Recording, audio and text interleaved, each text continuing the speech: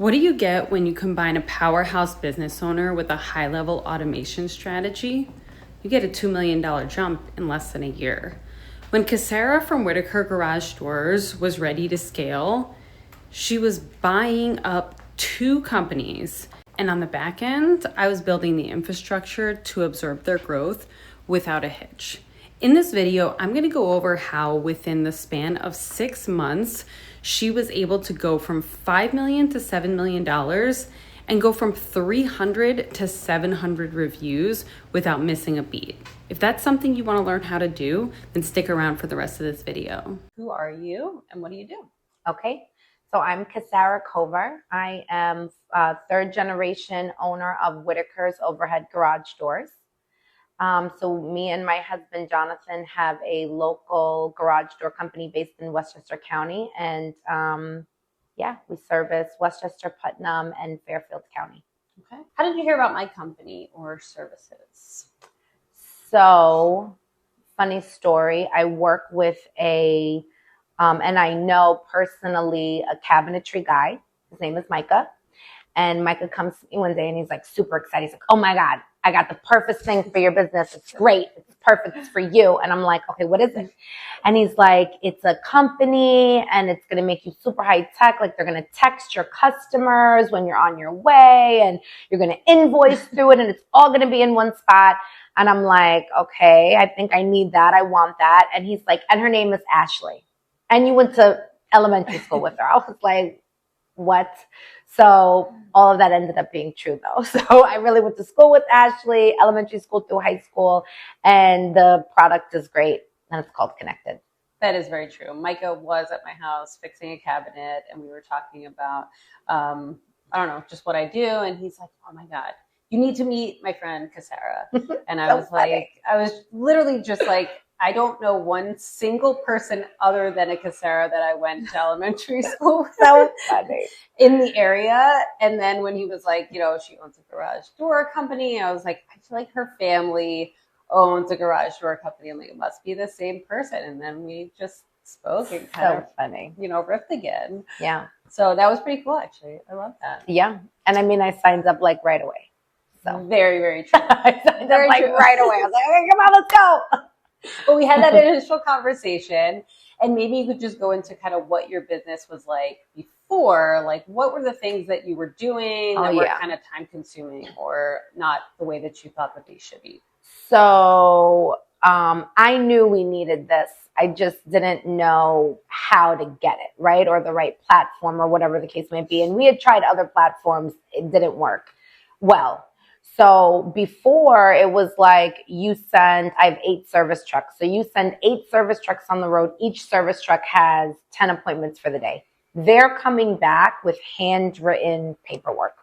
So, I mean, if everybody just had 8, that's 80 pieces of paper, 80 payments coming back for the next day. So we had to actually hire a whole other person to just do invoicing, which was very frustrated. And then at a date, because sometimes you didn't have enough time to even process 80 invoices in a day. So your billing's late, your payments aren't being put in on time. And then it's a lot. Then you have the people in general that just don't pay you on the spot. So now you're even billing people late, not even just taking money late, but now it's like maybe a week because those people aren't as important as the people who paid you because you want to get that money in the bank. So it was really bad. So now it's like so seamless. It's great. Now it's just like checks come back or it's done. And it all integrates directly into QuickBooks, with I think most small businesses use QuickBooks. Yeah. So it goes right into QuickBooks. So we've been able to take the position that we hired to just do invoicing and transition her into another place that's really great. Which is great. Do you think you were missing payments or missing any, bills or anything? Yeah, because there was no good, clear way to track those jobs. So we would try to go back in our calendar and make notes like this person was billed or this person wasn't home or this person said they're going to mail in a check. Another thing even about that, like if you did have that part down packed, like this person's going to mail in a check, blah, blah, blah, people forget. Yeah. And then it's in paper, right? And nobody likes paper anymore. We're becoming like, so you guys were sending paper bills to their house. Yeah. Yeah. Or leaving it with them. Like, you're not home. I left your invoice in the door kind of thing. And then we mail it to you again. So time, money, paper. All of that. Time, money, paper. It was no good for anybody. And then it's like, if somebody owes you $200 and you send them a bill, let's say 2 weeks post appointment, I've found it's highly unlikely you're getting paid that $200. Really? Yeah, because it's like my garage door is fixed, out of sight, out of mind. I throw away most of my junk mail. I don't answer calls that I don't know. I don't listen to my voicemail. So now you have somebody literally chasing somebody for $200. Yeah, which is a waste of time, and you have to pay someone to do that. Absolutely. So then now, like with Connectid, we have it set up where if they don't pay, they get a text message and an email every 3 days. And it's like, pay me. So that's been, we get responses like, we put a check in the mail. I'm like, yep, our system won't stop texting you until the payment is received. So sorry. Well, I think also like human, like if you had to pay someone to go out and chase them, they have to show up at their address. They have to be home. Oh, like, yeah. How many times can you call this person and say, can you please pay me or send a check? Like it just becomes another thing to do. And you guys have like so many customers. So much volume. It's just like have to do that every day. No. Is pretty much impossible. The loss. And especially not with like the average homeowner or like just the average busy mom. They might want to pay us. I'm not saying their intention is not to pay us, but it's just like out of sight, out of mind. You left, it's fixed. I'm not thinking. Yeah. And then we go about our day. I agree. That would be my husband. He would like put the bills just like in a pile of junk. Yeah. Right. And then like a month later, I'm like, did you pay the landscaper? He's like, I don't think so. I'm probably over there. Come on. So I get that. It's easy to be busy, but it's not easy to ignore your phone when you get text messages every single day from a company that you owe money to. 100%. And then you can like click to pay. Right. So how much more convenient is that? I tell people, well, how am I going to pay you with this? Okay, well, you're going to click it. You're going to hit make a payment. And then it's going to connect you, if you have an Apple phone, to your Apple Pay. And you can literally pay. Yeah. So. And I know a lot of people, so I know when I met you, you were taking a lot of cash payments. You were kind of like, I don't know about the credit cards because there are fees associated with it. Yeah. But do you find that you're getting paid quicker by accepting all different sorts of payments? Oh, yeah. You know, and just not having that bottleneck of like, okay, we only take cash or check, but you can pay as soon as you. Huge, because I feel like nowadays, even for me, you shop online, you're not mailing a check to Amazon. It's not happening. You know, you're paying Amazon. You're paying Walmart. You're paying Target. You know, you're paying the clothes company. When you buy it for your kids, how are you paying it from? For me, I have an Apple phone. I'm paying it from Apple Pay. Yep. Even if they say they're charging me 3%, like, or whatever, if they charge the fee for convenience, I agree. I'm paying it. And I find that most people for convenience, they're paying it. Yeah. So. And to go to the bank and have to take out cash is like a huge pain. So yeah. Even people nowadays tell me like, oh, you accept check? We don't even have checks, right? It's like a whole, which is actually a great point because I had to reorder a book of checks a couple months ago, and I was a little annoyed by it because I was like, you know, there's those random companies that don't take anything but checks. Our daughter's daycare only takes checks. Okay, so it's just like I have to write out this one check every month, and that's it. That's all I'll ever use this checkbook for. And it cost me like $50 for this checkbook, and I was like, you know what, this is just—it's so like true. Take credit card. Take credit card. I agree. Or even like ACH. Exactly. Take an ACH payment. Right. They're outdated. Exactly. I feel like you'll lose customers over that. I agree with that. I remember talking to Ellen before we even, you know, kind of like did anything together. That is Casarra's like main. She just runs everything in the office. She's great. But I do remember her telling me kind of about that whole process of just running back and forth with the paper invoices and the checks, and how someone has to like bring them to the bank and write the check numbers. And I was like, this just sounds so complicated that like I know that things are getting lost, and I bet you they don't even know how much is getting lost. Oh yeah, it's almost like to track it through the system that we had before. Yeah, how could you? You can't. Well, I think what I learned from joining with you is that QuickBooks is really just accountant software. Like people think you should be able to run your business off of QuickBooks, or at least when I got into my family's business, that's what I was taught. Like it was like it was gold. Like you use QuickBooks for everything. But the truth is, QuickBooks is like what the accountant wants to see. It's how you pay your bills. It's how you track your, customers and how much sales. But it's not a relationship management tool. It's not how you should be communicating with your customer in real time. It's just not built for that. And that's what your system's built for. Right. Connectid's built for us to text with the customer and then for everybody to see it. So when we set the appointment up for the guys and the guys are in that person's appointment, they can see when the person said, this is what's broken, and they texted us a picture of what's broken. I see it and my tech sees it. Yeah, which is so important for everyone to be on the same page. I think. And it's so much time saving. Like we used to have to receive a text through a separate system, save the photo, send it to our personal phones, right? And then message that photo out to the tech and tell the tech, oh, this is the photo for your job on Thursday, Mrs. Susie's house. This is her.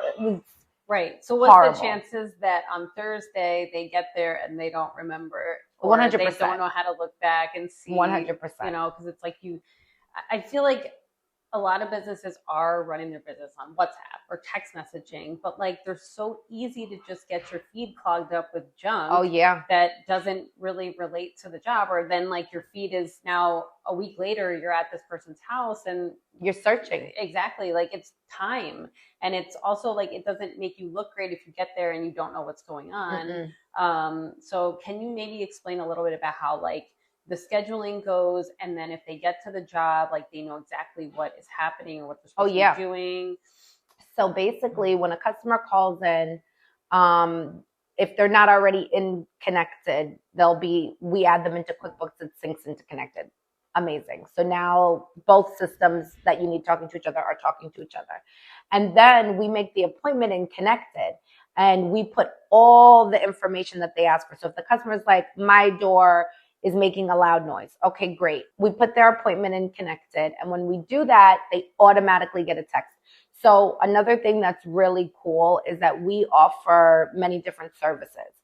So like if we're going out if you want an estimate on a new door, the text that the customer gets after we book that appointment literally is specific for estimates. If you need a repair, the text that they get when we book that appointment is specific for the repair. So it warns them, like we have it telling them there's going to be a service charge. We're going to arrive at this time, right? It's almost like a doctor's office text, which is great for the service company. And it's all automatic. We don't have to do anything. And that's the cool part. So because there's all these different services, when we're booking the appointment, we select the service that we're booking. We're booking an estimate. It knows what to do after that. We're booking a repair. It knows what to do after that. But for the person booking it, it's so simple. So it's simple for us and it's great for the customer because they automatically get a text.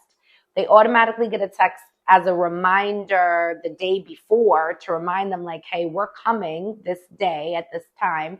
And then it's interactive. So if the customer texts us back and goes, oh my God, I'm not home. I left the garage door remote in the mailbox. Great. We should see that. Like the office wants to see that. I want to know, but more importantly, the guy coming out, he's going to see it. It's all on the same text thread. So he'll be like, okay, it's in the mailbox.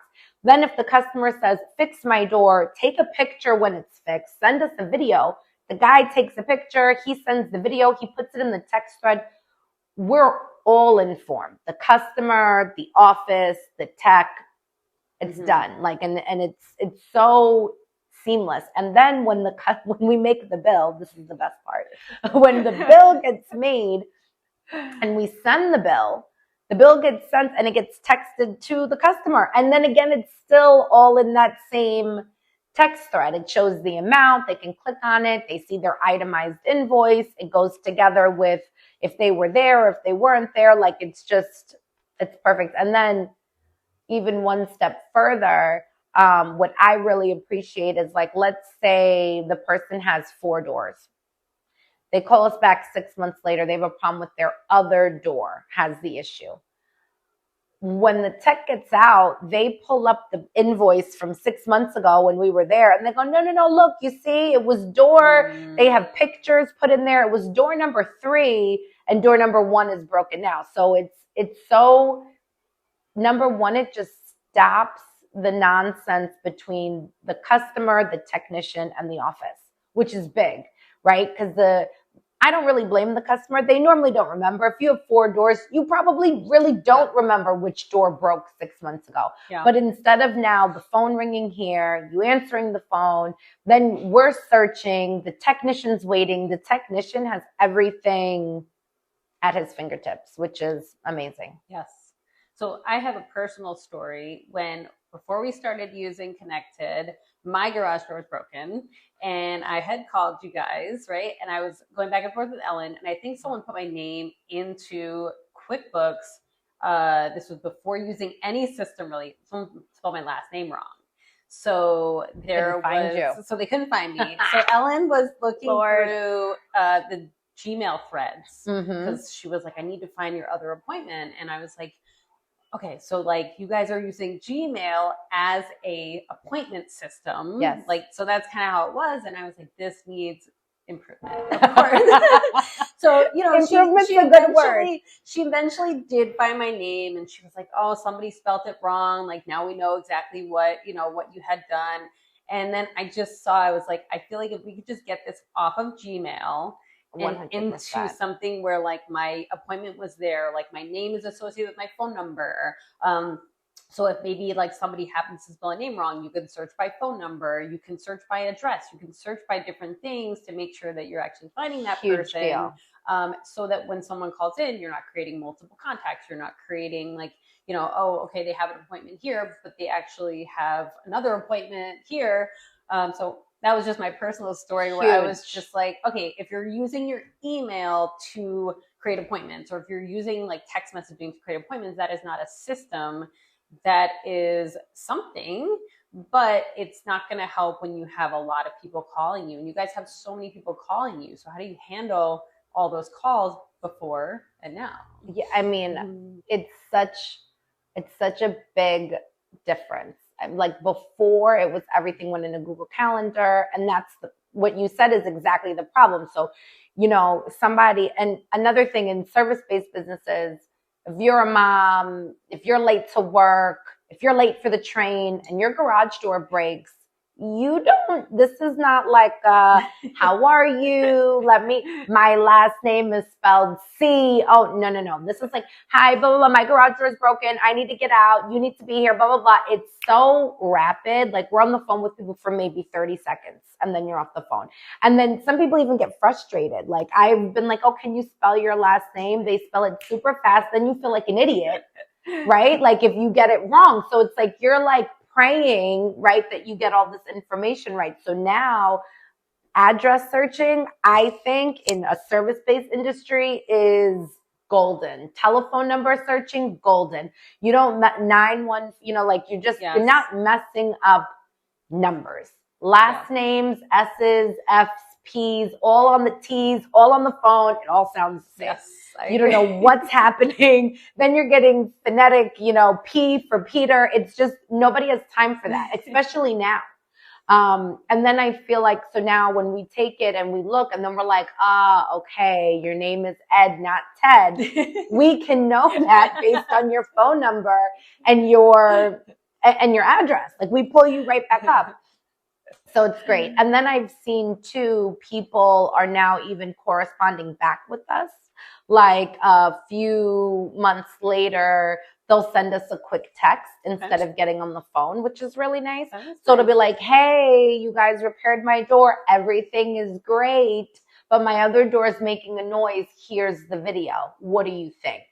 And that's something I think like we love to do personally is like, if we don't need to come out, we don't want to come out. If we can walk you off a service charge and save you time, it makes us look good, you feel good, and we call it a day. So like the text message feature but the searching feature, everything is really amazing. I don't know. It's really, really, really great. No, I'm glad about that. That's one of my favorite features too, just having everything in the same one thread spot where it's like not in multiple places. No one could say they missed a communication. Oh, yeah. I feel like most businesses I talk to, they miss a lot of communications, or like somebody in the office maybe sees all of the communications, but somebody in the field sees none of them. Mm-hmm. So there's just a serious disconnect between what's going on in the office, what's going on in the field. And I think that makes it very hard for everybody, because it's like, well, they're not doing their job, or they're not doing their job, but really everybody just isn't on the same page.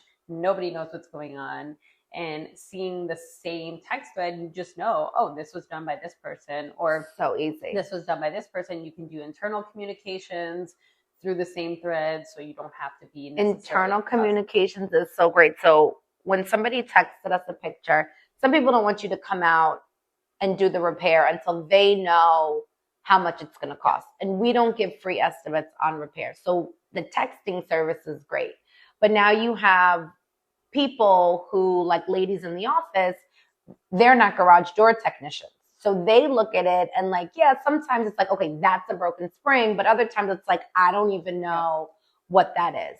So now we, at a technician, we internal comment it at Jonathan, at Julio. This is the video that they show customer support. What is this? Mm-hmm. They get a text. The technician gets a text message to their phone. The text message automatically comes in to their phone and says, whatever, okay, they look at it and then they call us back and they go, it's a broken blah, blah, blah. Yeah. Now we send the estimate directly through Connectid. So we're sending them an estimate on the repair in real time through Connectid. And then the customer after that can literally go, okay, I accept. Then we get a notification the customer accepted the estimate. Then we set up the appointment. Now when the technician goes out, the estimate becomes an invoice. So it's so seamless, and it saved everybody time, money, energy, even the consumer. The consumer doesn't now have to make 2 appointments. It was a video that they sent at the time that the door broke. We immediately addressed it. We immediately told them what's wrong. They can immediately see the price, and then they can make a decision. So yeah, that makes sense. And you can see this going from like step 1 to the invoice, basically. So it's like before, I feel like it was very disjointed, there's a lot of things going up and down. And then once you send an estimate, how do you know if they accept it? Yeah, well, they'd have to call. So that's the part where I'm like, for the consumer too, like it's great for us. But for the consumer, it's like they don't have to call. Mm-hmm. And I don't know if it's just me. I think it's everybody. But like there's just less and less and less and less time in a day. Yes. You just don't have the time. Like I find when I'm doing things for my personal home, or even like for my business, renovations and things like that, I'm responding to people at 8, 9, 10, 11 o'clock at night. Because that's my free time after the kids and all that other nonsense that you have to deal with. So the fact that somebody can go on their phone, look at it and say, okay, this is great, except it's just right. Because then you wait for them to call the next morning, which is then like they have to remember to do that. Mm-hmm. And then there's more wait time. So it's like the time from the initial call to the time that you're actually doing the job is probably quicker, because 100%. They can accept that it's seamless. That's it. And then I think too, what it does for our customer too, is just shows that like we're up to date.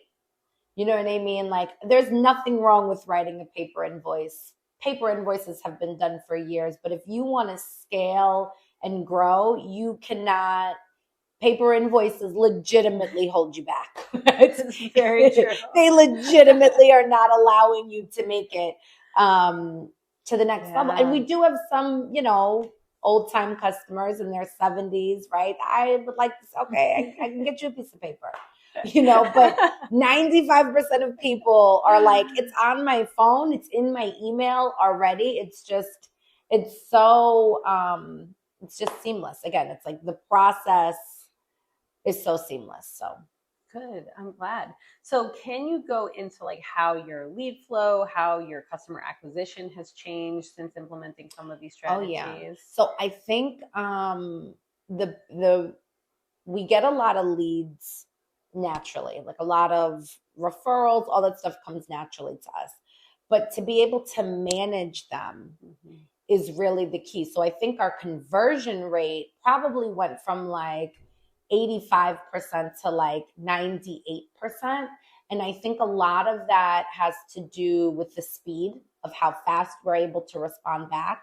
And also the fact, again, like it goes right back into that texting feature because, there's a small amount of people out there that are like, yeah, I really don't want you to come to my house unless I know exactly how much it's going to cost to fix this broken spring. And then another part of it too is like we stock 90% of things on our truck. But some things have to be ordered. So when people call in certain things and we're like, well, that typically has to be ordered, we have to see what you have, that turns people off. People will sometimes go to other companies, they'll put the wrong stuff in, but because it was fixed same day, that held value to them. So for us now being like, okay, text it. Let me see. Okay, well, this is what it is. I can order it today, have it tomorrow, be there Wednesday. Smart. That immediately gets the person going, okay, great, right? Because again, I feel like it comes down to time. Like the person really doesn't want to call another company. It's their garage door is broken. But I think that's the biggest thing. It's like it comes down to time. So they don't want to call somebody else. They want you to just handle it. And then the level of, even if like you're not incompetent, if you would have to go out, order a part, and then come back, like that doesn't mean but in their mind, it's incompetent.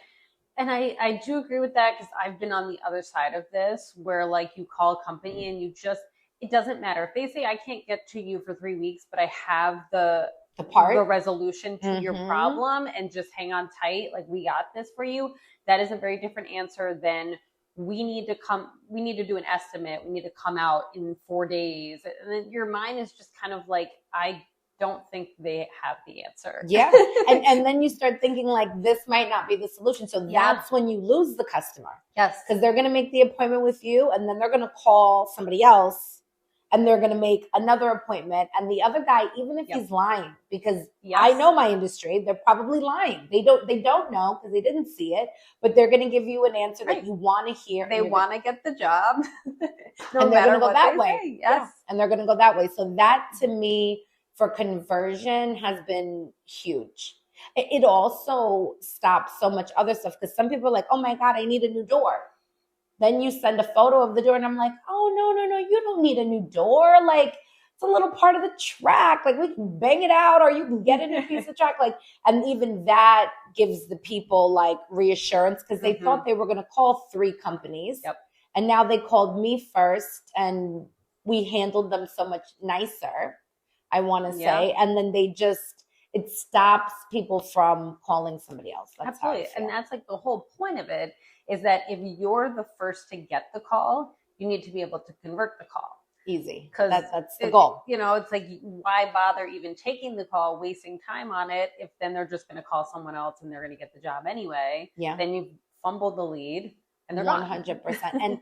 And I think that I've called like a lot of my competitors. Like every 6 months I call them. I pretend to be like an interested customer, right? I'm like, okay, what are you guys doing different, right?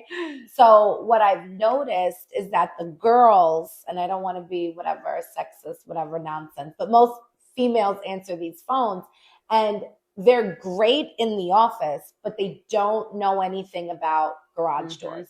So what this has done is allowed our girls even to look way more educated because the text is coming in and they're like, okay, yeah, let me take a look. Give me a brief second.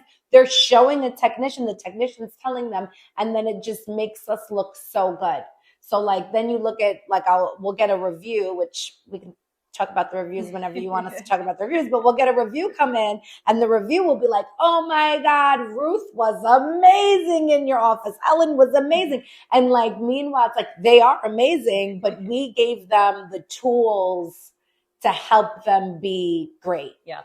And I think that that's like the key. It's like they have the tools that they need. We're not leaving them out to like fend for themselves per se. Exactly. And on the receiving end, your customer's on the other side of the text where they're kind of thinking they're communicating with one person. They think it's only Ruth. They don't know. They have no idea. So I feel like it does make them look better because they're just getting the immediate answer that they need. Like, it doesn't matter who answers it. 100%. As long as it's correct and it's the way that they want this to be answered, like it's quick. A lot of people like texting because it's just like, hey, if this person answers me, I can do this while I'm at work, or I can do this while I'm cooking dinner and just kind of be back and forth on your phone.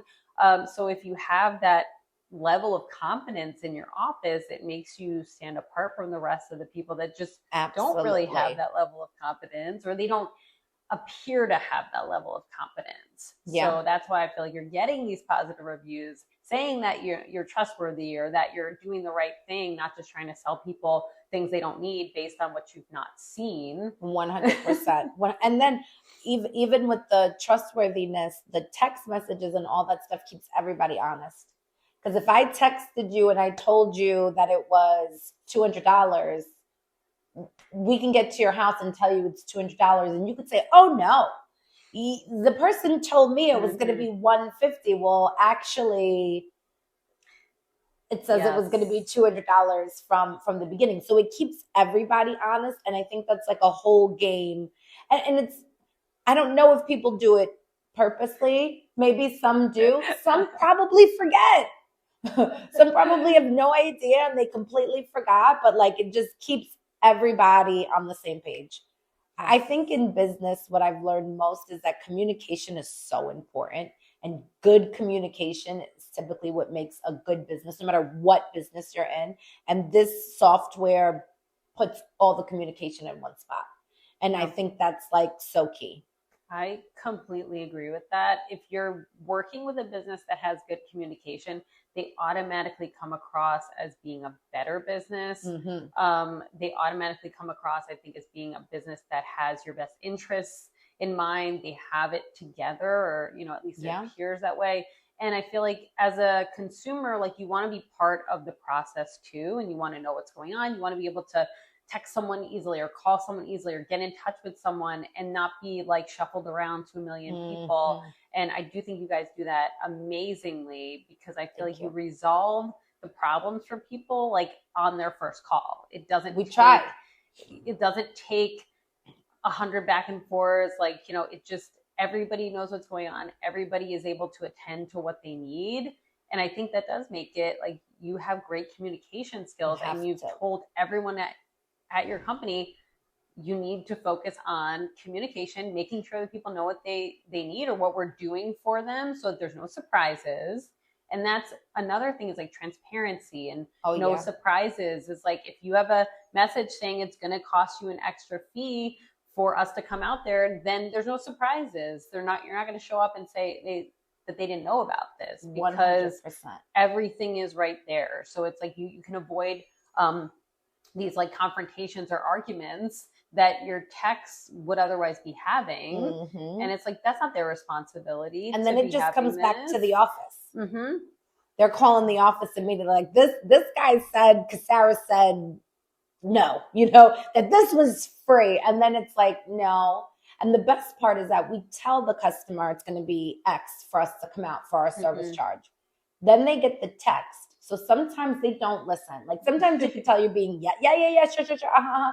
Then they get the text and they read the text, and then they text us and they go, actually, I'm going to cancel this, or actually, I want to send you a photo. So, but it is good, because you would get to that same customer's house And it's a fight. Yes. The lady never said it. I know she didn't say it. I would have never agreed. And again, it goes back to like time, and people are rushing. They're running at 1,000,000 miles an hour. Everybody is. So with that, it's like, okay, good. Right. And Good. if they decide not to go with you, you've then not wasted the time going out to their house. 100%. So it's like, okay, if you don't want to pay this fee, fine. But then we're not going to waste an hour traveling to you 100%. To find out that you're not going to go with the service anyway. Yeah. So it's like some leads are just not qualified, and that might be one of them. And that might be, well, 100%. A lot of those we convert to because we end up telling the customer, well, send me a video. Again, send me the picture. You don't want to pay, I don't want to pay for some blah, blah, blah. Okay, cool. Send me what's going on. Then once they send it to us, we're able to, again, text them an estimate. Or maybe it's something so simple. And we'll be like, oh, you're right. You didn't need us. Your safety sensor is blocked by the leaf. I see it in your video. Move the leaf. And then they're like overjoyed, right? And then they move the leaf. It works and everybody's happy. So either way, like I feel like I haven't really seen a situation with Connectid that has made it more difficult for us. Like we haven't been like 90% of this is really good, but 10% of it, we have to make adjustments. I haven't really noticed anything like that since we've been using it. And neither really have my techs. Like my techs even like it. So except for our QuickBooks issue, but that's a whole nother. We're past that. It's really QuickBooks' issue, okay? It's not our issue. It's QuickBooks on a global level. Right. So. And that's a good thing. You can integrate it with different things, different softwares, different programs, as much as that other software lets you or is humanly possible. But that makes it also on the same page, going from like, if you have your own accounting software or something else that you need to have the same customer information or to transfer any invoices to, it's like there's little to no manual action required 100%. Because everything is automatically doing that. And like, changing that stuff from manual, how much time do you think you've saved in the office and out in the field just based on doing less manual work and more automation? So in the field, I want to say probably I can add like 2 more service appointments a day. That's a lot. Because if you think about it, everybody has their phone on them. Nobody's keeping their phone in the truck. Nobody does that. Like we're in the age of nobody does that. Yeah. So prior, you think about when you back their truck in, they open the door, they take a look, they see what's going on, they open the back, they're bringing their tools out, they're repairing everything, then you got to clean up, then they'd have to go back into the front of their truck, pull out the service invoice, and start writing. And like, not that writing is like a big deal, like a big problem, but my guys don't want to write. How was their handwriting? Horrible. Like Glenn didn't mind. Oh my God. So you saw Glenn's handwriting. Glenn's handwriting is horrendous. Like it took me at least 5 years to read Glenn's handwriting. Now, anytime we got a new person in, I'm like, yep, it's just going to start the trend of calling Glenn 58 times in a day because you can't read his service tickets. That's like the absolute truth. So now handwriting is not a problem because they're on their phone and they're already in your garage. So maybe even some things which I think Jonathan does, which is really nice. He'll go over the whole repair with the customer, make their whole bill with them before he starts cleaning up, send them the bill. Now he's cleaning up and he's putting his stuff away. And when he comes back in for payment, the customer has had a minute, 60 seconds, 90 seconds, 2 minutes, 5, whatever time it took to review their bill, right? Where normally it's like this awkward level of like, I'm standing here, you're standing there, you're reading the bill, Very true. It's like you have no privacy and understanding what I'm actually paying for, right? So there's like a technique you can use. And then then if the customer has a question, it's so seamless. Oh, hey, you charged me for this pulley. I didn't realize you put a pulley on. Oh yeah, this is your new pulley right here. And that just saves the office more calls, because I can imagine these people calling about like, what is this really random thing on my bill? Whereas like he's there, he can explain it. He can just say it like before he even leaves the house, and then like they can just pay right there, so that there's no like back and forth to the office. That part of it is so 2 appointments I want to say per service truck, and then I don't even know if I can quantify. It's like unquantifiable, the ability that we had. So during the whole Connectid process, we bought another competitor out. So we added a lot more call volume. We added more revenue coming in. So I can't imagine what it would have been like if we had to do even more invoicing per day. So we basically saved, I want to say, like a whole extra human. So like if your average good office staff person is like $25 to $30 an hour, right? That's like $1,000, $1,300 a week, plus all your labor burden. You got to pay insurances on this person, taxes, blah, blah, blah. Maybe one person costs you about $1,500 to $2,000 per week. If we didn't have this system, that would have been the cost of what we were getting. Because we already had a dedicated person just doing that. But then we added more volume overnight to the business and the acquisition. So, I mean, at least $80,000 to $100,000 a year we would have had to spend getting somebody else to process all of those invoices. Now we kept our invoice girl. She just isn't doing invoices anymore, right? She's doing other things that better the business. So yeah, well, I feel like that's the whole point too of like automating things. Is like you're not firing people. Like a lot of people, I feel like think like, oh, if I automate things or like use AI or whatever, like I have to fire people and people are losing jobs. So it's like there are people doing this manual work that just it's not like it's such unnecessary tasks that like if you automate it, then they can do things that actually better the business or make things 100%. Easier for the guys in the field, or like make things better around the office, so that you can work on other things that are like more valuable to the business. Like, I mean, customers, even though they don't want to speak to you, sometimes they do want to speak to you. So being able to dedicate an extra 3 minutes to explain your process, where some people are just like, well, why am I supposed to use you?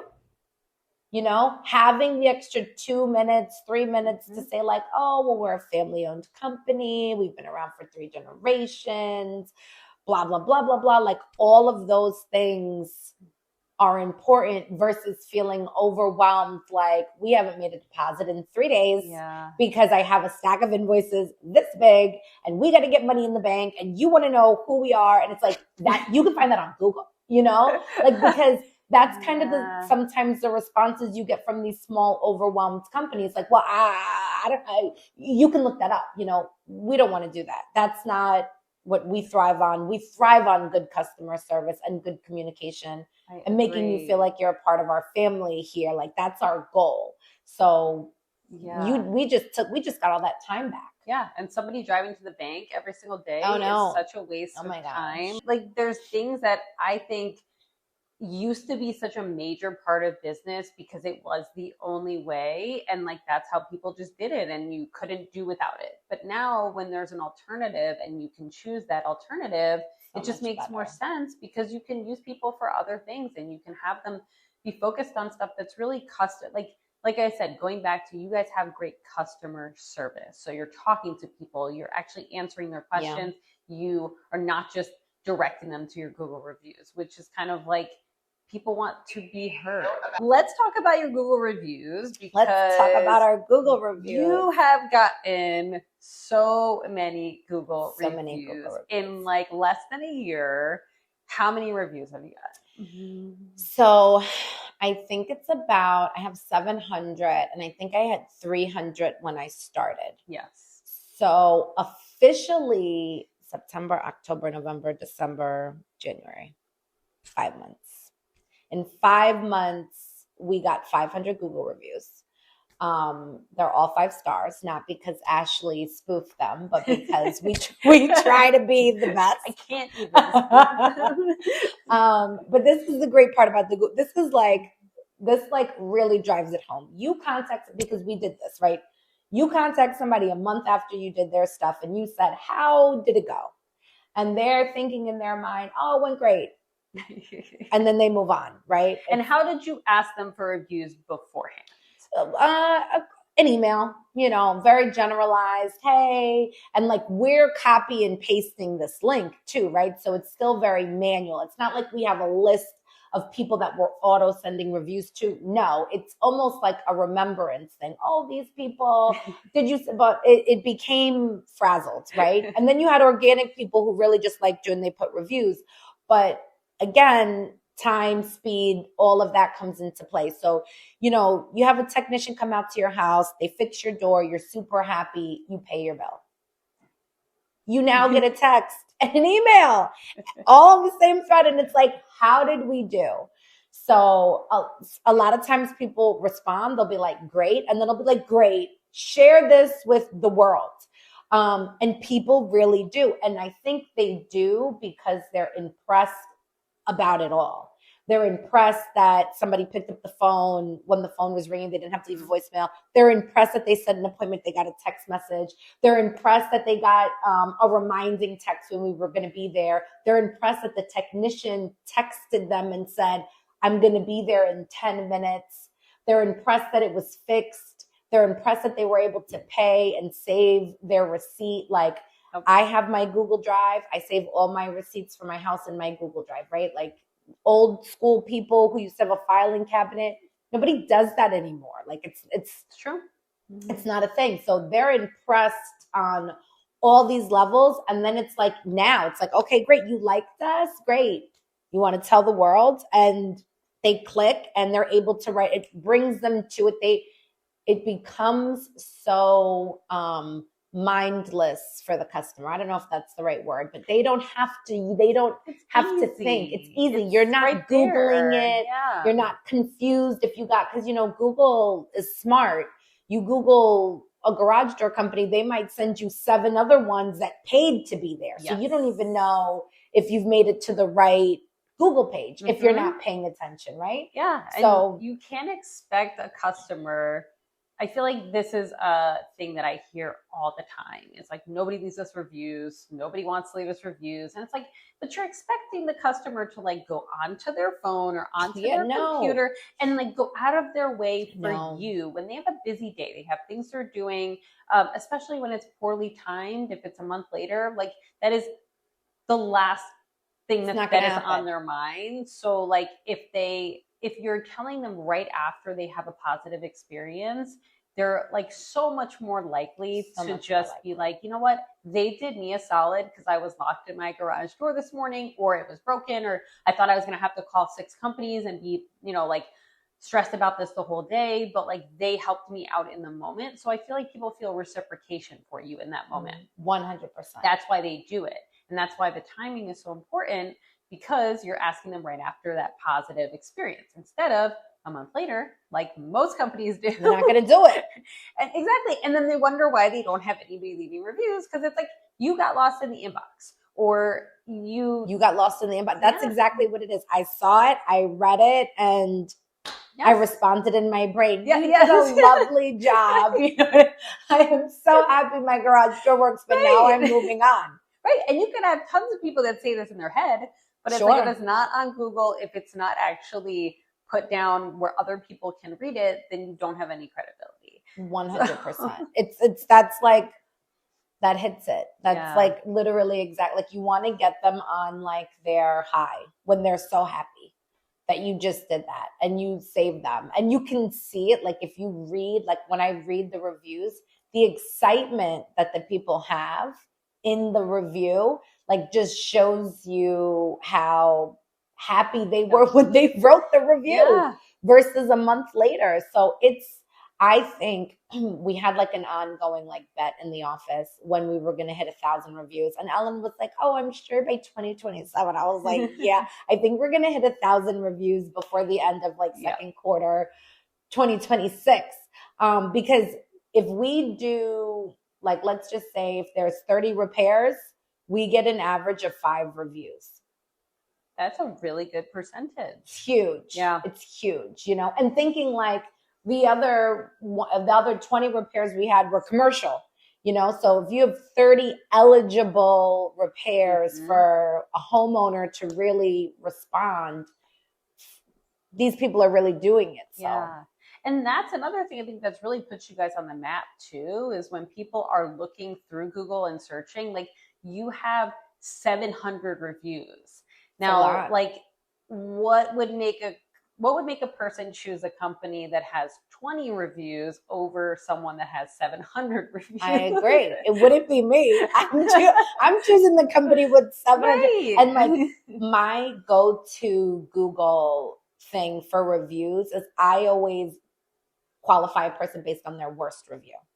So like when I go, like I might read your good reviews, but I want to know why somebody said something bad. Because a lot of times that's how you judge if the customer has issues or if it was the business that had issues, right? So I always read their reviews, and I think like it's like for us, I think we have like 2 1-star reviews, and they're not real.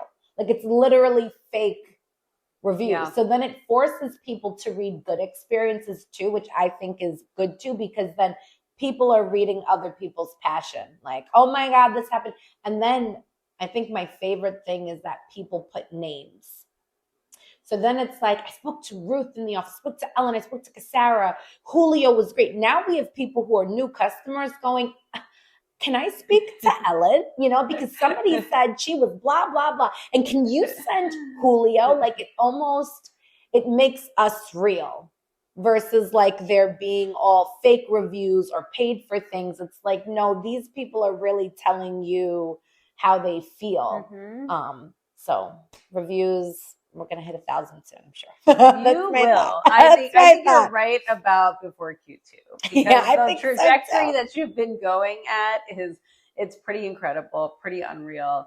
And it's just like every day I see more reviews. We got like 7 reviews, I think, last night I saw, and I was like, let's go. Yeah. So. And for anybody not getting reviews, it's because you're not timing them right. And you're just not doing something right in the process, because people will leave reviews. They will if they're happy about the service. 100%. So if you're not getting reviews, it's because of something that you're doing. It's probably timing. Yeah. It's probably timing. Usually what it is, because like there are companies that provide excellent service and don't have a lot of reviews, and it's just because they're not doing it right when the customer is the most happy. Or they're assuming that the customer is going to go out of their way and write a review. I'll do that, because I own a small business and I want that small business to know how excited I am and how happy I was for them. But the average Joe Schmo who, you know, they're not going to go out of their way to write you a review. Like it's not. Definitely not. It's maybe a bad review. People go out of their ways to write bad reviews. Very true. But they're not going out of their way to like write you a stellar. It's just not. Yeah. And part of like the way Google chooses who to even make show up is how many reviews you have, how many positive reviews you have. So it's like, if you want to show up and you want to be at the top of the list, then you have to have the most and the best reviews. Otherwise, you're just not going to get there. You're 100%. Not going to show up. And that's how you guys get the majority of your business from Google. So if you're not showing up on Google, then you're missing a whole revenue avenue there. And because I don't know anybody. I mean, people use mom groups. Mom groups have been great. But for like somebody who really doesn't know where to go, new homeowners, people who moved up from New York City, people who moved from out of state, everybody relies on Google. Yes. So you Google it, you know? Right. You're not going to a mom group, especially in an emergency situation. Like you guys fix emergencies. So where do you go for an emergency? You're searching for the spot 100% that would have the local garage door companies, not a mom group. Not a mom group. They're going to take too long to respond. Or what I find with mom groups is just way too many people start responding. You get 197 comments on where to go. Now I'm I can't read 197. And everyone's like, choose me. Choose my husband. He does it. I was like, oh my God. I actually don't even put my own company on mom groups. when people ask for garage door. Since you have joining, what are some milestones that you've achieved? I mean, I want to say reviews have been huge for us. I want to also just say revenue. So one of the things that we used to do was like, you'd go out to the person's house and then you would say, oh my gosh, you need a new door. So because you need a new door, I'm not an estimator. The estimator has to come out. Again, wasting people's time. Now the person's like a little bummed, but now the technician measures the door. He shows us. Then he's showing the estimator everything about the customer's job. Then he's immediately tagging us saying, Casarra, Jonathan, whomever, this customer needs a new door. They want to speak to you. So now I'm calling the customer back. If it's convenient for the customer right then and there, I'm calling them back now. Mm-hmm. And I'm like, okay, no, I can see everything. I can see in real time because my technician just showed me in real time and documented it. So like, even if I have this whole conversation with the customer and they're still like, okay, I want to get a few more quotes, that's fine. When we circle back, it's all documented and it's all there already. Mm-hmm. So that's been huge. And then even for somebody who like has 3 doors, we repaired 1 door. And then my guy's looking at the other door and he's like, your cable's fraying, your hinge is rusty. I can fix this all now. And maybe the person goes, well, we only use, that's our summer door. My husband's sports cars parked there. We're not going to operate that door for 6 months. So do me a favor, send me an estimate. The guy goes on his phone. He again puts the estimate like you would an invoice, but now it's an estimate, sends it to the customer. We don't even know about it, right? And then all of a sudden we get an alert 2 days later because the husband's like, fix it now. I want my sports car to be out in 6 months, right? So we look and it's like this person approved their estimate. So normally that process would be something where the guy would write down all the information on paper, bring it back to the office. We're writing it up. Now we're following up with the customer 3-4 days later. You don't even know if you're going to get a response. Mm-hmm. So I think that was huge. Like that's huge because it's like potential money that you could have lying on the table because it's there. If the guy's going to want a sports car to get out, so the money's there. It's just a matter of how fast, how quick, how efficient are you going to stay on their mind so that they use you. So I want to say 100% revenue, Google reviews. Were there any unexpected benefits that you got from using the program that like maybe we had not talked about when, we first decided to use it, or like things that maybe we added afterwards? And there were some things that like, you were like, I think we should add this in afterward. This will help us. I think what we haven't talked about was that part. So Connectid came and it's like, this is your program, right? But then it's like, now we're using it. And then we're going, well, we actually really need different appointment slots. So at first we thought that we should have a different, were we just booking it by technician or were we booking it?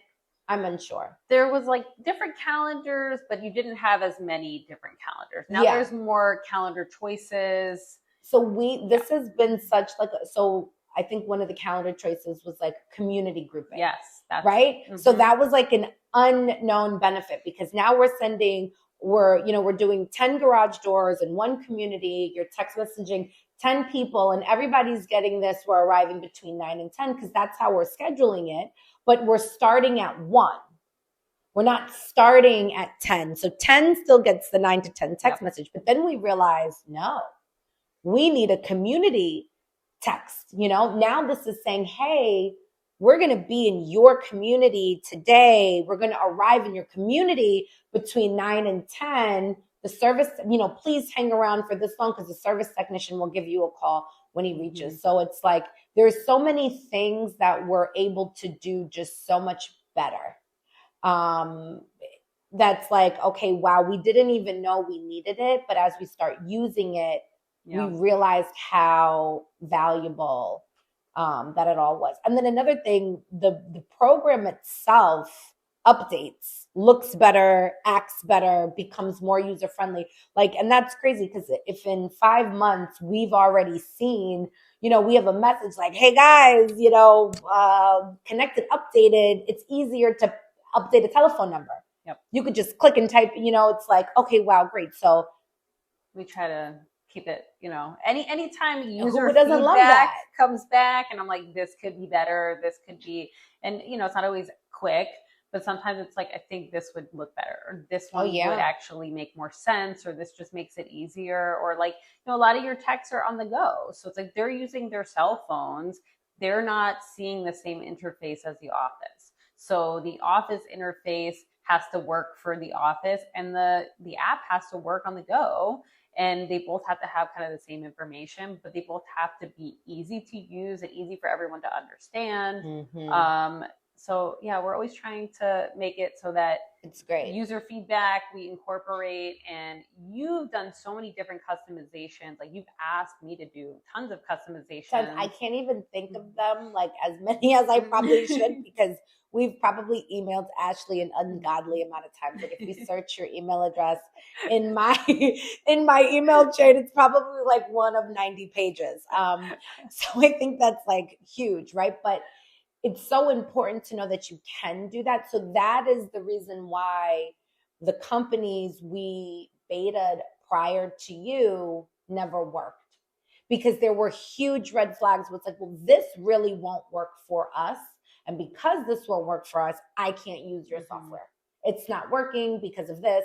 So now we're done it, and now we move on. So the fact that there's just so much, even like having like the credit card processor connected so easily. And then, Ashley connected us with Stripe, which I had a different credit card processor before. It wasn't as mainstream, but she connects us with Stripe. I learned, had no idea, Stripe offers every person when they click to pay, Afterpay or Klarna. Yes. Hello, like financing now on individual jobs is bigger than ever. Like you use your credit card every day, but maybe you put in a new garage door opener, it costs you $1,200. You might not want to put that on your credit card. Maybe you want to finance that for 5 months. It's a small enough but big enough amount that you'll take a 0% if they give it to you and pay it off. They can do it, whatever. You still get paid the same exact amount. Right away. Same way. They're paying it off for however many months, and it doesn't really affect you. 100%. So, it was such a great surprise to have that. Like that alone was like, okay, this is dope. Now I can literally tell my customer who says, I really want to replace both, but it's really tight. money's tight right now, whatever the case might be. Now it's like, okay, well, you have this option and so many people take it. So that's another unexpected benefit, because that brought our revenue up. That's just because of that. Smart. Yeah. That's really smart. I've noticed that companies that offer financing, they get more yeses. Oh yeah. Just because when your automatic answer is no, we don't offer financing, and you're trying to sell someone something for $20,000, not everyone has the funds right away, or not everyone really wants to put that on their credit card and have to pay it off the next month. So it's just an easy way for them to say yes, especially if they're comparing you to another company that does not offer financing or other, payment options. It's like they're going to go with you because you gave them an option. And I say this to every company I work with. You should offer some sort of financing. You have to.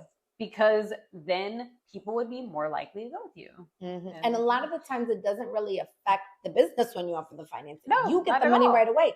Then they chase the people. It's basically like them paying on a credit card. 100%. You're getting your money, but you let Klarna and Afterpay deal with them if they don't pay. They handle the rest. So that was like an amazing feature that I learned like in the process, because I wanted to see.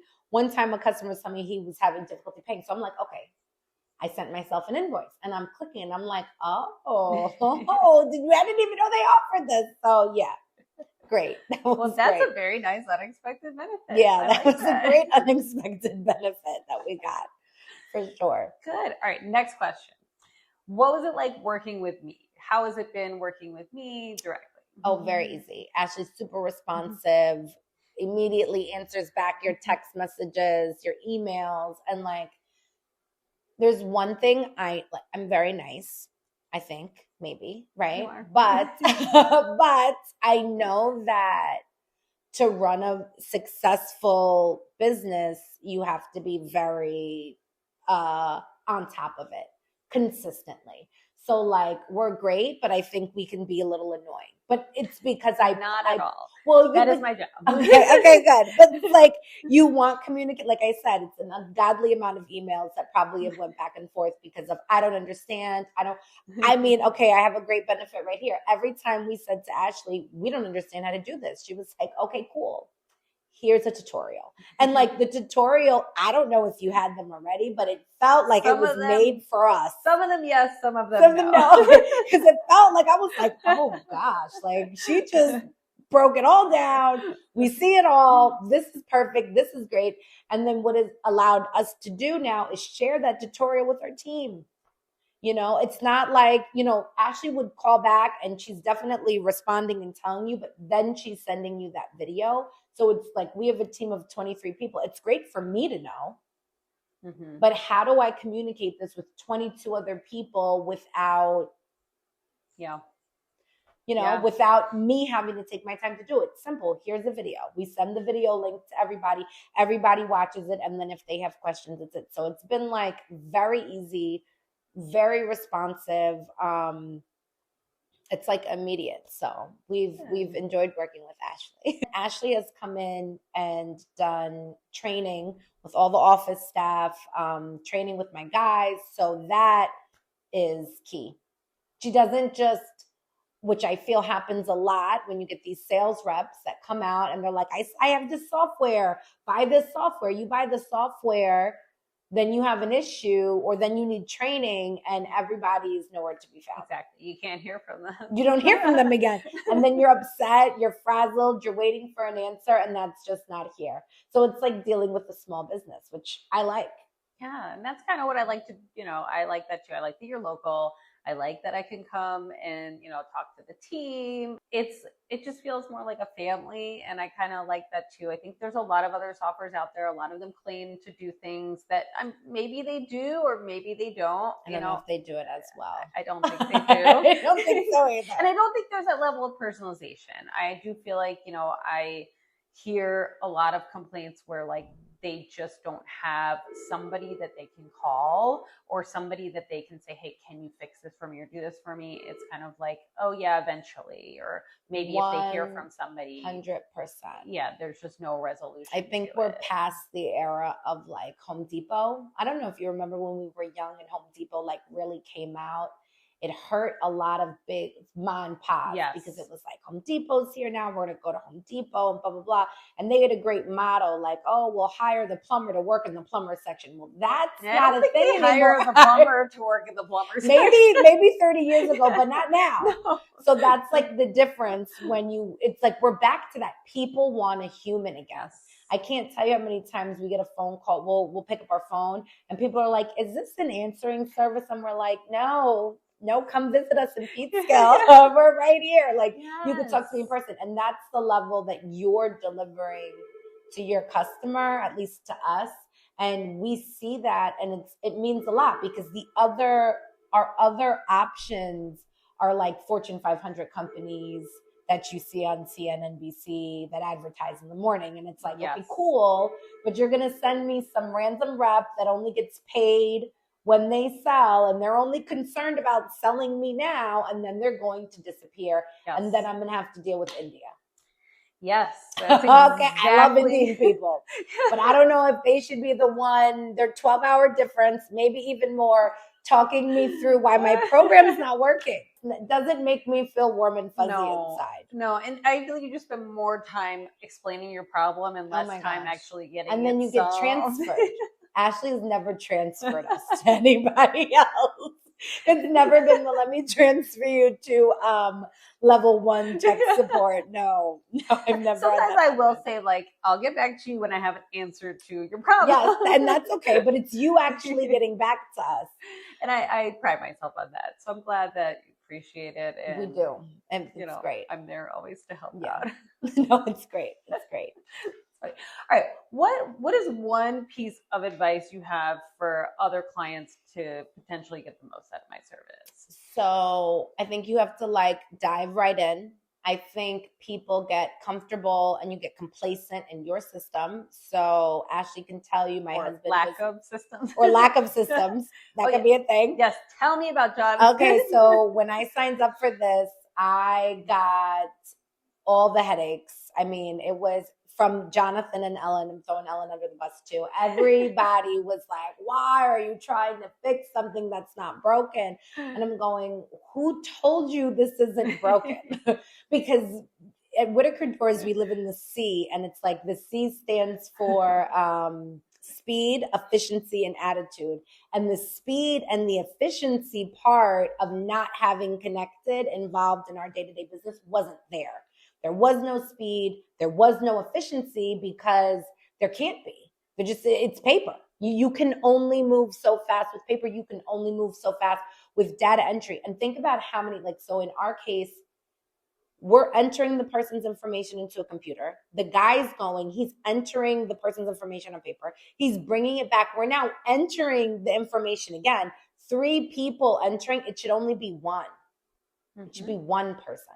I agree. One person enters it, one person handles it, and then when it comes back, it's done. So my husband was saying that it's not broken. Why are you doing this? Oh my God. Because as I said, we're changing it with Ashley in live. So, we have an issue. We don't like this. Okay, Ashley, can you make it like this?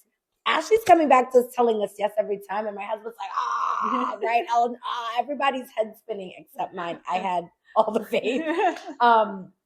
But now, 5 months post, you speak to him. He's actually training a new guy right now. And he won't stop talking about, just look at the app. We just put it all in here. It's all right there. You click and it's there. And they tap your phone. So our customer wants to pay with a credit card on site. They can tap our guy's phone to make the payment. I mean, so it's just leaps and bounds. So I want to say to anybody who feels like, I don't know if it's working. It's not working because you're not using it. That's the real truth, because you've decided that your old way seems better, is better, blah, blah, blah. And you're more comfortable staying comfortable.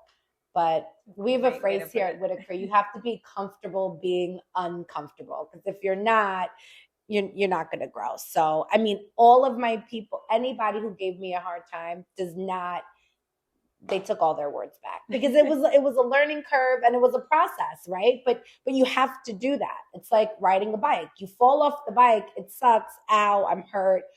I think in the beginning we were double invoicing customers by accident, because people just were sending an invoice and then not knowing if they sent it, and then the tech was sending it again.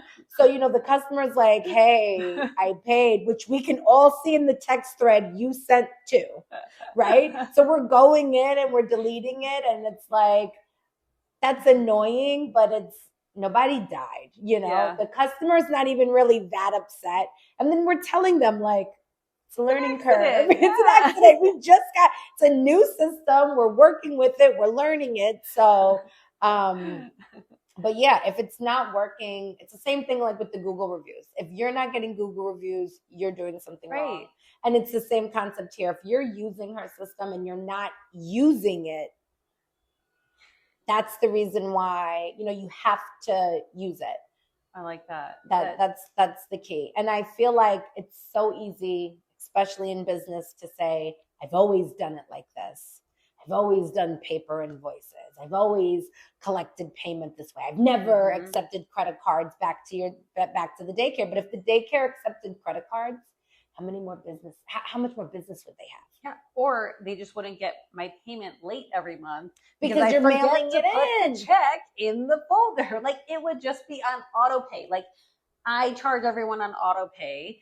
They don't have a chance to be late on payments because you're getting paid. Already paid, right? So it's I'm not waiting for someone's check. But 100%. When you're waiting for a check, you're relying on them to be on time. And I've gotten better at being on time now that it's but it's still hard. February, but it is. It's I have to remember to do this, and I have a lot of things to do. Whereas just maybe take my payment out of my account automatically, please, please, and then don't make me do one last thing, because people really don't want to do one more thing. thing. And writing a check is a super annoying thing that nobody wants to do. So true. And back to what you were saying before, I feel like Jonathan is now my biggest advocate. I agree. I don't doubt there's like no level of like doubt or uncertainty. He is like on it. Like, you should use it. Look at it. He gets so upset. Like, let's say, I don't know. I don't know why or whatever happened, but I think we had a guy who worked for us, Mark, and he was just super old school and he only did estimates. But if he had to do a repair, he's bringing back a piece of paper, and Jonathan would be like, "Who did this?" You know, he's like so upset that a paper invoice came back, like he can't believe it. He's like irate. So yeah. Well, when I first met Jonathan, I think it was the first time I had come here. He was like looking at me with daggers. Oh yeah. He was kind of like, I don't know why Casarra would have ever agreed to this. 100%. No, and he's like, I don't like change. I don't like doing this. And I was kind of like, if I can convince him, if I can get him to be excited about this, then I feel like I have done my job. 100%. 100%. And it's like, there are so many, just, you're right. Like people that are just kind of like, this is what we've been doing. This is what we do. We don't do anything differently. And why are we moving into an uncomfortable direction? But uncomfort makes you more successful. 100%. Because there's like so many times you could give up and be like, well, this is hard. I'm not going to deal with it. I don't want to do it. Even with my guys, like I'm like, just do it again. Yeah. Listen to me. Click this, click that, watch the video. And now I don't think anybody would ever want to go back to a paper invoice. Like nobody wants to do that. Yeah, it's just not a thing. Or like just the communication part of it. Like you want to search your WhatsApp chat with the office to see the guy from 3 weeks ago. And that's the other ability. So it's like, yeah, with Google Calendar, we could book you 3 weeks out, but we couldn't book you 3 weeks out and provide all the information as accurately as we can provide all the information when I book you 3 weeks out now. Absolutely. And Google, I've noticed about Google is like, they don't really have like a customer record. It's literally just like a calendar appointment. So like, how would you know how many appointments this person's ever had before? How would you know how much they spent with you before? Well, you have to go, now you're going back. Right. Now you're back in QuickBooks, and then your QuickBooks file, nobody should touch except the people who are allowed to touch it. Right. So now you're relying back on the office. Now you're telling instead of us focusing on customer acquisition and trying to get more appointments and trying to get more people out there, we're bogged down with what did you do for Joe 7 years ago? Exactly. And it's like, okay, cool. Okay, cool. Let's go back and see what we did for Joe 7 years ago. And I think another part of that too is like many small businesses, like I know because I bought 2 of our competitions out, their records are trash. The last guy, I don't even have his record. So we just tell people like, oh unfortunately, when we took over from blah, blah, blah, he didn't provide. No records. He didn't provide. Everything was on paper. I'm not shuffling through 17 filing. I was like, you can burn them. It's very cold in New York right now. Use it for firewood, okay? Just light it on fire. Just burn it. There's just no way am I rifling. There's just no way. There's not enough time in the day to go through boxes of records. So, and that's not like, to have information, we can all have information at our fingertips now. Yes. To have your business's information at your fingertips is like so special. Right. And from anywhere. So another unexpected benefit, when we used to work with QuickBooks Desktop, you only have access to that when you're at your computer. Now with Connectid, I could be in Colombia. I have access. You would have no idea. I have access to all your records. Everything's there. And yeah, I think that's so important too. Like just being able to be mobile and being able to work from home and being able to just, you can see things no matter where you are. No matter where you are. And no matter who you are. And everyone in the office has different permissions that they can see. Oh, yeah. Which is kind of another cool thing because like a lot of businesses have, let's say, one main chat thread with every single person on it. Yeah. How confusing is that? If you're going to one job, but it has nothing to do with you. And like, I feel like things just get lost in translation and people wonder why some of their workers are confused or maybe things are going wrong or they're showing up to the wrong house.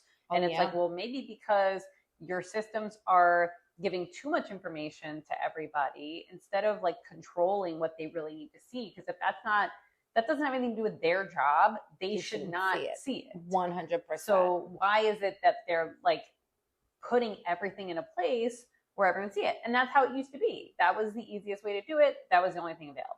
Now it's like everyone has their own level of permission, and that's what you need to do. And you only see what they're doing. Like my office sees what everybody's doing, but Julio only sees what Julio's doing. And that's like another thing that's like so important. Right. You just can't grow. So like if you're looking to grow, you have to switch over to something like that. If you're looking to not grow, then keep using paper. Keep using paper. But what I learned is like if you're not growing, you're dying. So we don't want you to die either. Yes, I agree. We don't want you to die either. So if someone's on the fence about working with you, what would you tell them? Oh, I mean, I don't know if I've said it a million times already, but like it feels like you have a rep.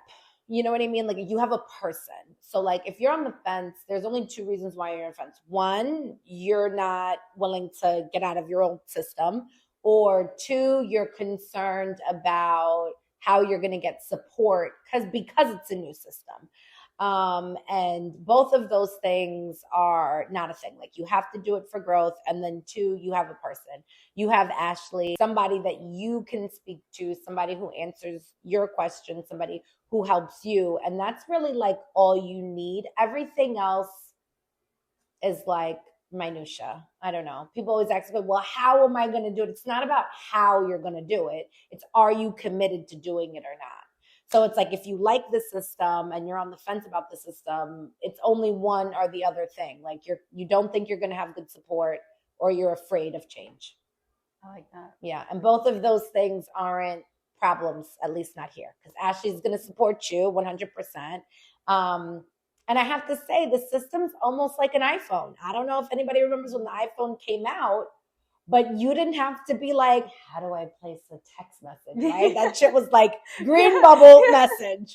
It was so user-friendly. How do I place a phone call? Well, there's like a little phone in a green thing and you press it and you type in the number and you call somebody. That's like how Connectid is. It's like contacts. Oh, okay. Wow. That's contact. Calendar. Oh, cool. It's where your calendar is. Like, I feel like it's like. It's pretty self-explanatory. Even on like the side, you're in the customer's thing on the side. It's like invoices. Great. You click invoices. Then it's like create new. It couldn't be very, very very nice interface. Even like payments, like you click payments, it shows every single invoice that like it's like all right there. And it's great for you. And again, it's great for your consumer. And I'm all about that. Like every relationship has to have a win-win for both sides. And this provides a win for me. It provides a win for my customer. What's next for your business? Oh my God, so much. I want to buy another competitor. I'm like chasing him down right now. I want to do 10 million this year. I did 7 million last year. Impressive. I want. And when I met you, I think you said you did like 5 million. We did 5 million. Yeah. So that's it was 2 million in growth in like 1 year. That's amazing. It was big. Which some of that has to be attributed to seriously Connectid and being able to get more revenue, because what I learned is speed and efficiency is so important. And if you can't have the speed and the efficiency, if you're speedy and you're not efficient, then you look like you half-assed the job, right? Then it's bad, right? So we're not that kind of speed, right? But if you have speed and efficiency and you're efficient in what you do, Then like we used to have people come into us and say like, oh, you did a repair for me. Your guy was only here for 30 minutes. Okay, but is your door fixed? Is it fixed right? Well, it runs better than it's ran from day one. Okay, that's because we do garage doors, you know? If we came to your house to fix your door and we were there for 9 hours, you should be afraid. Right? That should show you we don't know what we're doing. And you should be worried. So but for me, really, I really want a lot of growth. I want to, I actually want to partner with other local garage door companies. I have a huge passion for women in small business. Mm-hmm. So, and I definitely feel like, especially like where I'm in a more male dominated business, but this whole company is ran by women. Like I love my husband, Jonathan. He runs the guys, blah, blah, blah, but the business is run by a team of fiercely powered ladies. Yes, it is. You know, like that's what we do. And I think that there's like a big stigma getting over, even like, you know, when you're in the construction business, you know, guys call you and like they're a little brass and aggressive, but I believe that you can really like flip the scenario. You know what I mean? Like I made garage doors sexy. People are excited. Like people text me all the time like, oh my God, these doors are the best thing I've ever seen ever. Right. So it's like, you can flip the narrative and you can kind of like make it your own. Mm-hmm. So I would love to coach women in business. I think that would be a huge benefit for me. And then even like a huge relief for me, because it's like so possible, even when people think it's like not possible, mm-hmm. if that makes sense. Yeah. And I do think there are a lot of women that are taking over businesses that their families have started, you know, kind of like you did. Like you came into this business that was an existing business, but you put your own spin on it. And I think like, you know, there's a lot of boomers that are retiring and they're leaving their businesses to their grandchildren. Or to die. Yeah. That's a bit, I've seen like the two businesses we bought out, both of these guys had children. None of their children wanted anything to do with the business. So what happens? Yeah, it will die. It dies. Yeah. You don't have anything to do with it. And then you have like these men worked for 35 years, 40 years. It was like their child. Yeah. They gave so much into it and then it just disappears. So, but it's nice. I think that you're giving it new life. Like you're taking their customers and creating a better and more positive experience, and you know, maybe 100%. Like a more technologically advanced experience, a more speedy experience, and you're just putting your own spin on it. And I kind of like that, because you're keeping the business alive, but you're like putting your brand into it. And we pay homage to the guys we bought from, because they worked so hard, they put so much into it, they built really good businesses to their level that they could get to, and it's almost like honorable that we get to help them retire. Yeah, you know, because most small business owners, they don't have a retirement. They don't know what they're going to do. You know, some people work till they're 80, 90 years old. They don't plan properly and stuff like that. So, it's a good thing. I have a lot of passion I think small businesses are coming back. I hear all the time from people like, I'd rather buy from you than buy from Home Depot. Yeah. I'd rather buy from you than buy from the franchise. It just makes me, agree. People are going back into like that niche space that we used to be in, where you went to your, local hardware store. Yeah. If you have a broken garage door spring, don't go to Home Depot. They sell 3 springs. It's probably not for your garage. It's not for your door. It's just not for your door. There's just too many options. There's too many. If you don't know what you're getting, you just don't. It's just Plus, not. I feel like garage doors is not a DIY type of thing. Like you would be for surprised me, like how many people. See, I will DIY a lot of stuff, but not anything to do with my garage door. Like that is not going to happen. You'd be surprised. People do it all the time, and they call us with like half installed doors. My door won't open. The track's wrong. The spring's wrong. And I'm like, what are they expecting? Well, I say to them, who sold you this? Where do you even buy a garage door? Like as a You could buy one at Home Depot. That's what I'm saying. It's like Home Depot's like, what size is your door? 8x7. You know what I mean? It's one size fits all. And you're like, door's not 8x7. Nope. There's 6 inches on that side of the door, 6 inches on that side of the door. It's not, this didn't measure. And then I'm like, how do they sell you something and not ask you if you measured it? I don't think like they don't care. Like in my world, the first thing somebody's like, I need a garage door, really basic install tomorrow. I'm like, great. What size is it? You know what I mean? Silence. No idea. And I'm like, okay, well then let's take a few steps back. I don't know if we can be there tomorrow now. You don't even know the size of your door. Yeah. It's a thing. So yeah, I mean, I hope we grow very big. And then I hope I have multiple locations multiple locations. Everybody can have the Connectid. Yeah, I know you will. I've seen you do the most amazing things over the past like less than a year. Well, thank you. And it's been pretty impressive watching your growth. And I feel like you just carry this team and like they all respect you and love you. And like you just, I don't know, you just handle it so well. I try. It's very hard. It's not easy. But then again, I read all the stuff that's like, if it's easy, is it worth it? Probably not. If it's easy, everybody would do it, right? Yeah, so then that's like true. Another thing. That's why I say you have to be uncomfortable. You have to be comfortable being uncomfortable. If you're not comfortable being uncomfortable. Agreed. And you need to take the steps to lead the company in the right direction and like 100%. improve the processes. And I do think that's something like you've done an excellent job with. You did not hesitate. You were like, even when people doubt you, like your spouse, even when your spouse is like, whoa. Yeah. But that's part of business too. Like people are going to doubt you. They're going to say like, I don't think it's a good idea. And you have to kind of say like, well, I don't think you know what you're talking about. So, and it's not your problem. It's not your problem. That's when you just ignore. Yeah. That's my suggestion for that. You just close your ears. It's like you put earmuffs on. You're not listening to anybody else's bullshit. And you're just like, I'm going to focus on what I know is right. Because I also think it's like a gut thing. Like, you know, in your gut when it's right.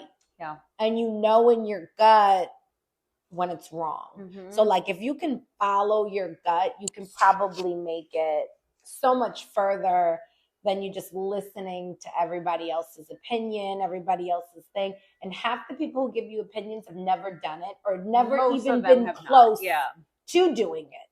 So that's like a whole other thing. It's like, you're telling me not to bungee jump off this bridge. You've never done it.